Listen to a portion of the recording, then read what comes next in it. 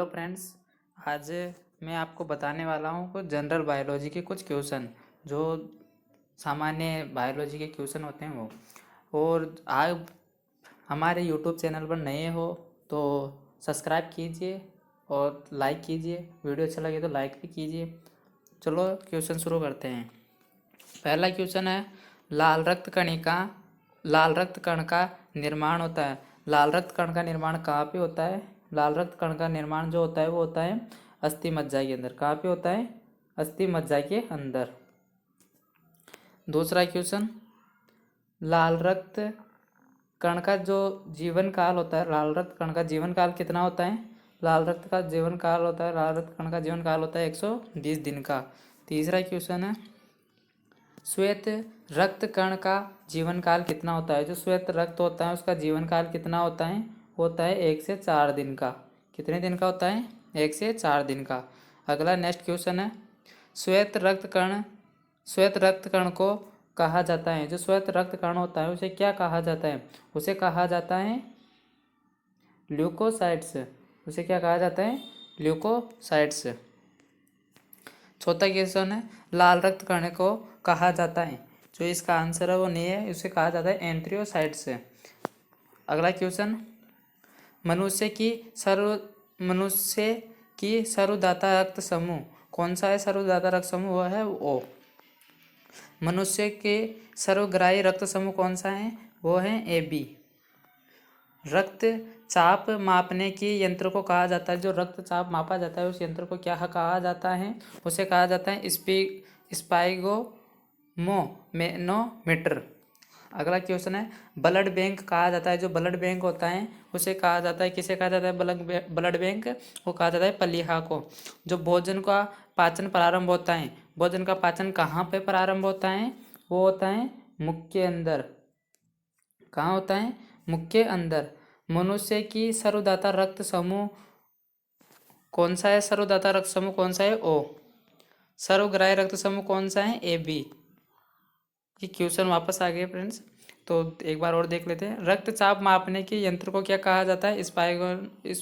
स्पिगोमोमेनोमीटर। जो blood bank कहा जाता है उसे कहा जाता है प्लीहा को। जो भोजन का पाचन प्रारंभ होता है वो होता है मुख से। अगला क्वेश्चन है, पचे हुए भोजन का अवशोषण होता है छोटी आंत में। जो पके हुए भोजन होता है उसका जो अवशोषण होता है वो होता है कि छोटी आंत के अंदर होता है। और अगला क्वेश्चन, पित्त स्त्रावित होता है। जो पित्त स्त्रावित होता है वो पित्त स्त्रावित कहाँ होता है? वो होता है यकृत यानी लीवर में। जो विटामिन ए होता है वो कहाँ पे संचित होता है? विटामिन ए संचित होता है, कहाँ पे संचित होता है यकृत के अंदर। अगला क्वेश्चन है, शरीर की सबसे बड़ी ग्रंथि कौन सी है? जो लार्जेस्ट ग्लैंड है वो सबसे बड़ी ग्रंथि कौन सी है? वो है यकृत यानी कि लीवर। अगला नेक्स्ट क्वेश्चन है, सबसे छोटी ग्रंथि, जो सबसे छोटी ग्रंथि है वो कौन सी है? सबसे छोटी ग्रंथि किसे कहा जाता है? यानी सबसे छोटी ग्रंथि किसे कहा जाता है? पिट्यूटरी को। अगला क्वेश्चन है, मनुष्य में पसलियों की संख्या होती है, जो मनुष्य में कितनी पसलियाँ पाई जाती है? वो होती है 12 जोड़ी। शरीर में जो हड्डियों की कुल संख्या है, जो शरीर में हड्डियों की संख्या होती है वो कितनी होती है? 206। शरीर में मांसपेशियां की कुल संख्या, जो शरीर में मांसपेशियां यानी मसल्स कितनी होती है शरीर के अंदर? वो होती है 639। लार में पाया जाने वाला एंजाइम होता है, जो लार के अंदर कौन सा एंजाइम पाया जाता है? वो पाया जाता है टाइलिन। नेक्स्ट क्वेश्चन, लिंग निर्धारण कहाँ से होता है? जो लिंग निर्धारण होता है वो कहाँ से होता है? लिंग निर्धारण वो होता है पुरुष क्रोमोसोम्स के अंदर, यानी पुरुष क्रोमोसोम्स होता है गुणसूत्र। अगला क्वेश्चन है, मनुष्य का हृदय होता है, मनुष्य का हृदय होता है कितने कोष्ठीय होता है? मनुष्य का हृदय वो होता है 4 कोष्ठीय। शरीर में गुणसूत्रों की संख्या पाई जाती है, जो शरीर होता है उसके अंदर कितने गुणसूत्र पाए जाते हैं कि शरीर के अंदर? वो होता है 46, ये मनुष्य के लिए। और जो शरीर का सबसे बड़ा अंग है, शरीर का सबसे बड़ा अंग कौन सा है? वो है त्वचा। शरीर की सबसे बड़ी कोशिका, जो सबसे बड़ी कोशिका होती है वो सबसे बड़ी कोशिका होती है तंत्रिका तंत्र। अगला क्वेश्चन है, शरीर में एमिनो अम्ल यानी कि एमिनो एसिड की संख्या, जो शरीर में एमिनो अम्ल होता है उनकी संख्या कितनी होती है? वो होती है 22। शरीर में प्रतिदिन मूत्र यानी यूरिन बनता है, शरीर में प्रतिदिन कितना यूरिन बनता है, मूत्र बनता है? वो होता है 1 से 1.5 लीटर बनता है। मूत्र दुर्गंध देता है क्योंकि मूत्र दुर्गंध क्यों देता है? वो देता है यूरिया के कारण। अगला क्वेश्चन, मानव मूत्र अम्लीय का पीएच मान कितना होता है? जो मानव मूत्र अम्लीय होता है इनका पीएच मान कितना होता है? इसका होता है 6। जो शरीर का सामान्य तापमान होता है, अपने शरीर का जो तापमान होता है वो कितना होता है? वो अगर फ़ारेनहाइट की बात करें तो उसके अंदर 98.6 डिग्री होते हैं, और जो सेल्सियस यानी उसकी बात करें तो 37 डिग्री होती है या 310 केल्विन होती है। तो मानव शरीर में टीबिया नामक हड्डी पाई जाती है। जो मानव शरीर के अंदर टीबिया हड्डी पाई जाती है, कहाँ पे पाई जाती है? वो पैरों में। दांतों और हड्डियों की संरचना के लिए आवश्यक तत्व है। दांतों और हड्डियों की संरचना के लिए आवश्यक तत्व है वो है कैल्शियम एवं फास्फोरस। ये दांतों और हड्डियों की जो हड्डियाँ होती है उनको मजबूत बनाता है।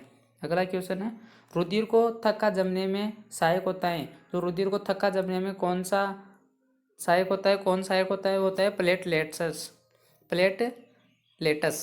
अगला क्वेश्चन है, मस्तिष्क तथा सिर के अध्ययन से संबंधित है। जो मस्तिष्क और सिर के अध्ययन से संबंधित है वो क्या है? वो है फ्रेनोलॉजी।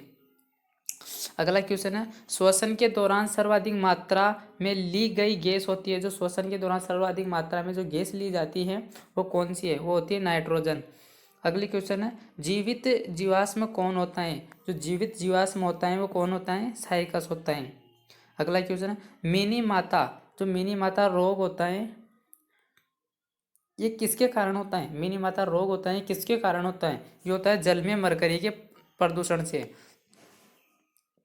अगला क्वेश्चन है, मानव त्वचा का अध्ययन करने वाली विज्ञान क्या कहलाती है? तो मानव त्वचा का अध्ययन करती है उस विज्ञान को क्या कहा जाता है? उसे कहा जाता है डर्मेटोलॉजी।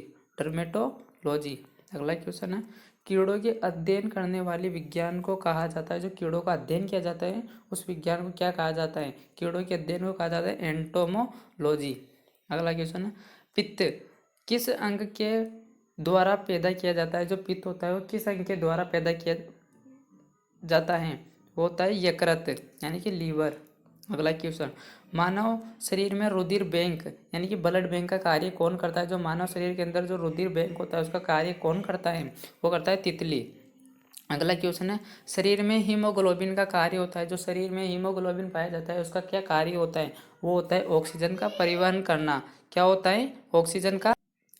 अगला क्वेश्चन है, वो हीमोग्लोबिन में क्या होता है? हीमोग्लोबिन में क्या होता है? क्या पाया जाता है हीमोग्लोबिन के अंदर? वो पाया जाता है लोहा। जो मानव शरीर में खून किसकी उपस्थिति के कारण होता है? जो मानव शरीर के अंदर खून होता है वो किसकी उपस्थिति के कारण होता है? वो होता है हिपेरिन की उपस्थिति के कारण। जो रुधिर के प्लाज्मा में किसके द्वारा एंटीबॉडी निर्मित होती है? जो रुधिर में प्लाज्मा होता है वो किसके द्वारा एंटीबॉडी का निर्माण होता है, निर्मित होती है? वो होती है लिपोसाइट्स। अगला क्वेश्चन है, हीमोग्लोबिन में होता है क्या होता है? वो होता है लोहा।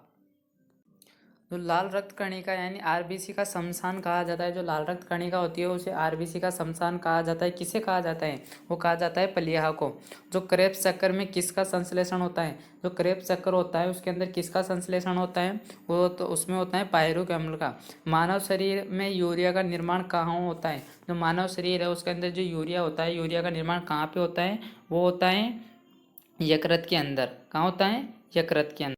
धन्यवाद। अगर वीडियो अच्छा लगे तो लाइक कीजिए और हमारे यूट्यूब चैनल पर नए हो तो सब्सक्राइब कीजिए। धन्यवाद।